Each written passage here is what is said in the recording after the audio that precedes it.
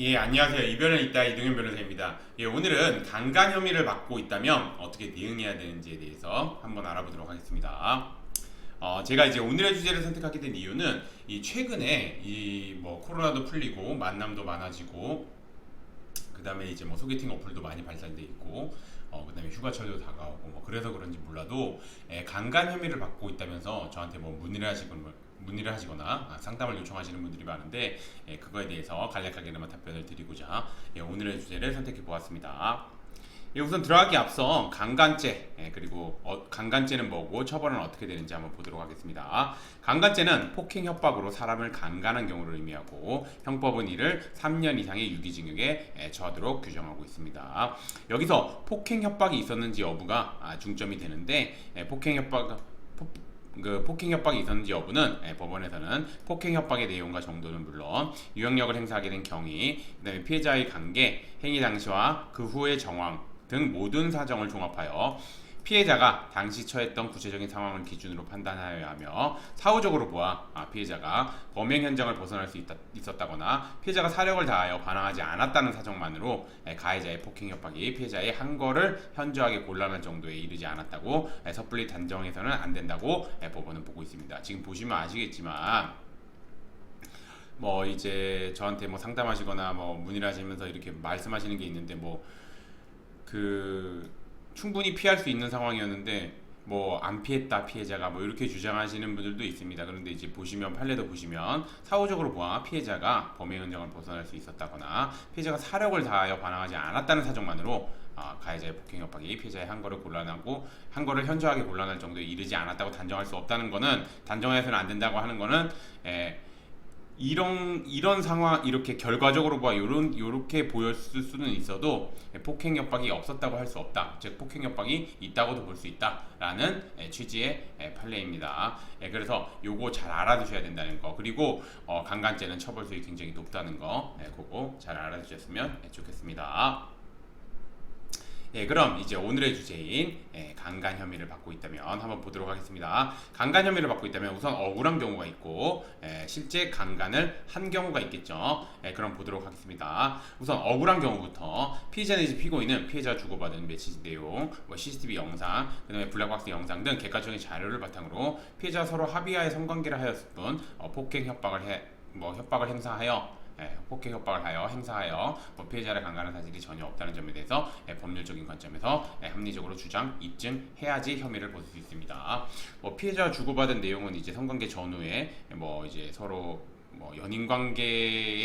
연인관계처럼 이제 메시지를 주고받거나 아니면 연인관계에 준해서 메시지를 주고받거나 아니면 성관계 이후에도 피해자가 사랑한다고 하거나 아니면 피해자가 피고인 내지 피해자에게 성관계 했을 때 좋았다 이런 내용의 메시지가 있으면은 되겠죠. 그리고 CCTV 영상 같은 경우는 이제 보통 이제 강간죄로 고소를 당하는 경우를 보면 이제 모텔에서 발생하는 경우가 많은데 모텔 들어갈 때랑 나올 때랑 이제 말 그대로 손잡고 연인처럼 들어갔다가 연인처럼 나오면 이거는 이제 유리한 증거로 사용할 수 있겠죠. 그리고 블랙박스 영상에 보면 이제 차량에 설치된 블랙박스 영상에 모텔을 가거나 아니면 모텔을 갔다 와서 그런 이제 자연스럽게 대화를 하거나 별일 없었듯이 대화를 하거나 아니면 이제 연인처럼 대화를 한다거나 그런 건 다 객관적인 자료가 되겠죠.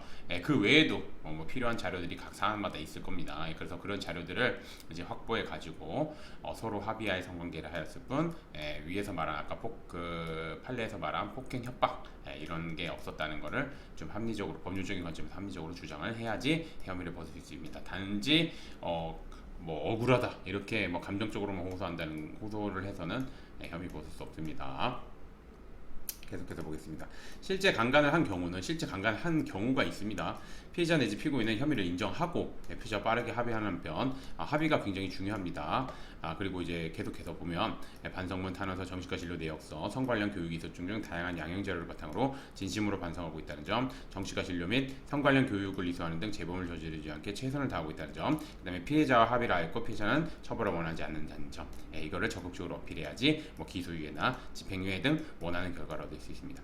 이 강간 같은 경우는 사람들이 일반인들이 되게 오해를 하는 경우가 많은데 진짜 이렇게 때려서 이렇게 좀 성관계를 하거나 뭐 이렇게 그런 것만 생각하시는데 그런 경우도 있지만 그렇지 않은 경우가 생각보다 많습니다. 즉 이제 그 보통은 이제 강간의 피의자 내지 피고인은 남자니까 남자 같은 경우 이제 그 상대편의 거부 의사를 정확하게 파악하지 못한 상태에서 이제 말 그대로 약간의 뭐 힘을 가해서 뭐 성관계를 하거나 뭐 그런 경우에 이제 강간이 성립하게 됩니다. 그래서 뭐 생각보다 우리가 뭐 뉴스에서 보거나 뭐 아니면은 우리가 강간이라고 딱 떠오르면 막 진짜 막 때려가지고 막 하는 그런 걸 생각하는데 그렇지 않은 경우가 많다는 거.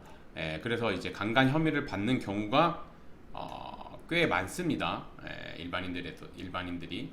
그래서 이제 아무튼 제가 말씀드리는 거는 뭐냐면 이제 그게 뭐 힘을 조금이라도 가해서 말 그대로 이제 상대편 여성의 의사를 정확하게 확인하지 않는데 힘을 가해서 한 경우에는 강간이 성립이 된다는 거. 그래서 절대 그런 상황에서는 성관계를 하면 절대 안 된다는 거.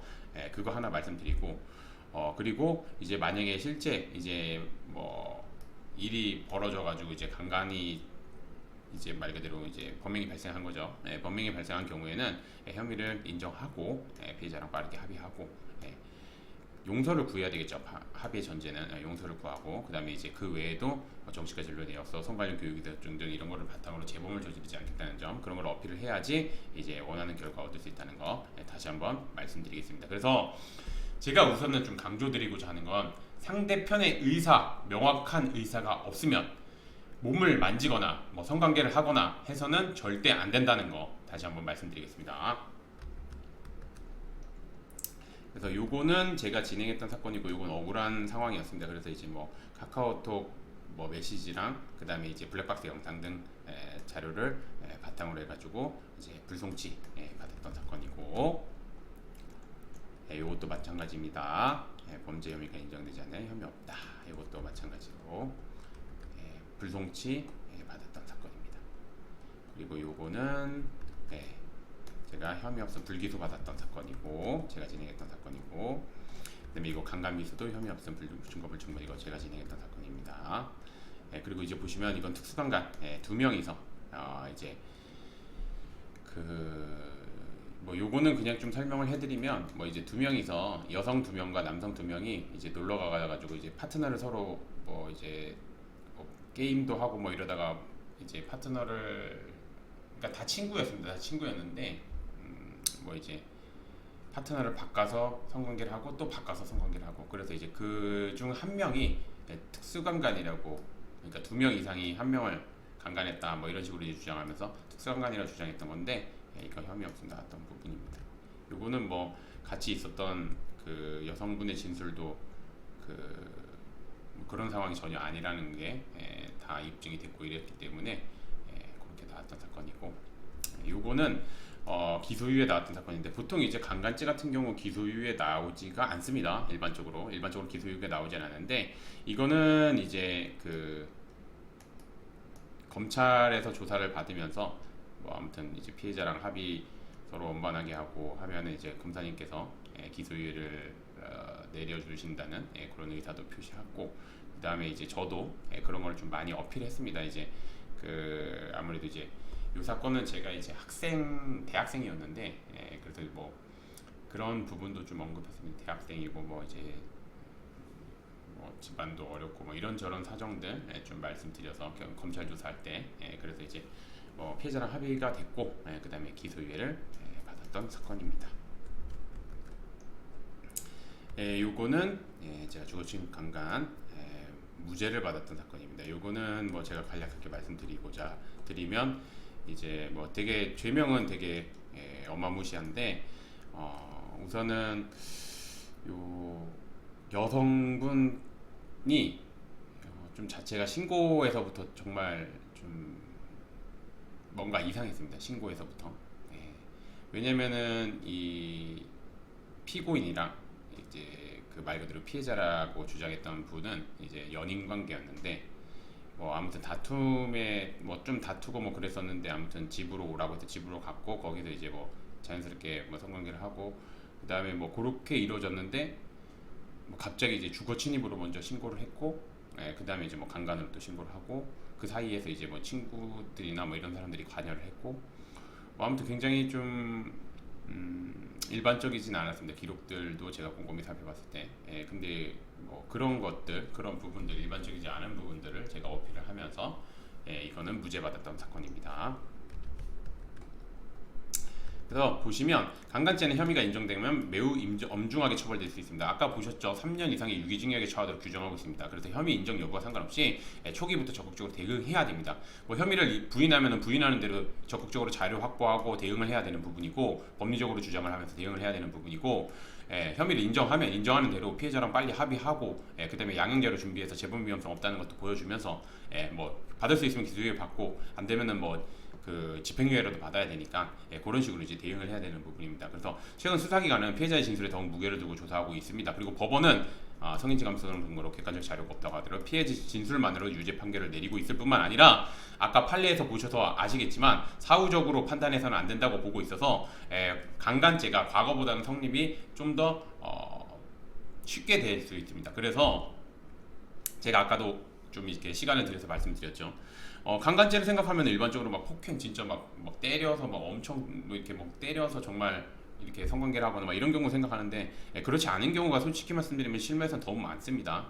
그거 알아두셔야 되고, 그래서 제가 누누이 말씀드리지만 상대방의 의사에 반해서 성관계를 해서는 절대 뭐 신체를 만지거나 성관계를 해서는 절대 안 된다는 거 우선 첫 번째로 말씀드리고, 두 번째로는 억울한 경우가 있을 수 있습니다. 요즘에 같은 경우는 이제 뭐 연인들 사이에 헤어지면서 악의적으로 이제 그 강간이나 강제추행으로 고소를 하는 경우가 있습니다. 그런 경우에는 이제 뭐 카카오톡 메시지나 뭐 블랙박스 영상, CCTV 영상 뭐 이런 거를 바탕으로 해가지고 혐의가 없다는 거에 대해서 감정적인 대응이 절대 아닌 이성적이고 법리적인 그리고 법률적인 관점에서 대응해야 된다는 거 다시 한번 말씀드리겠습니다. 그러기 위해서는 뭐 사건 초기부터 제가 뭐 말씀드리지만 성범죄, 제가 이제 보통 성범죄, 마약 사건, 형사 사건에서는 이 두 가지를 많이 하고 있는데, 성범죄나 마약 사건 같은 경우는 아무리 본인이 판단했을 때 아무리 가벼운 사안이라고 하더라도 초기부터 변호사님의 도움을 받아서 진행하는 것이 맞습니다. 왜냐면 아까 보셨죠? 처벌 수위가 3년 이상의 유기징역입니다. 이거 자칫 잘못하면은 그 뭐 바로 피해자랑 합의가 되지 않는 한은 혐의 인정되면 그냥 바로 구속됩니다.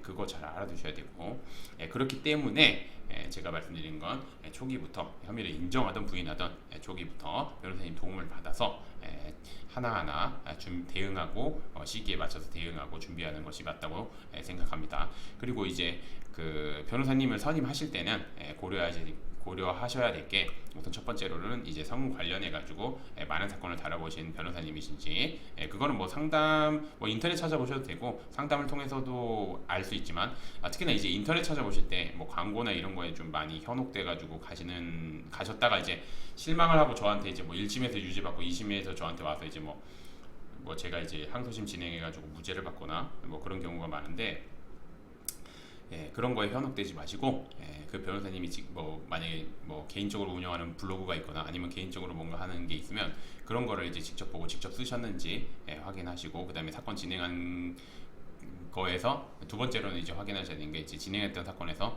좋은 결과를 도출해 내셨는지, 그 두 가지 꼭 확인하셔서 두 가지 요건 충족하시는 변호사님의 도움을 받을 필요가 있고, 마지막으로 한 가지만 더 말씀드리면, 만약에 상담을 하시게 되면 상담을 하신 변호사님이 사건을 진행하는지도 꼭 확인하셨으면 좋겠습니다. 오늘의 주제는 여기까지 마치겠고, 저는 이변에 있다 이동현 변호사였습니다. 감사합니다.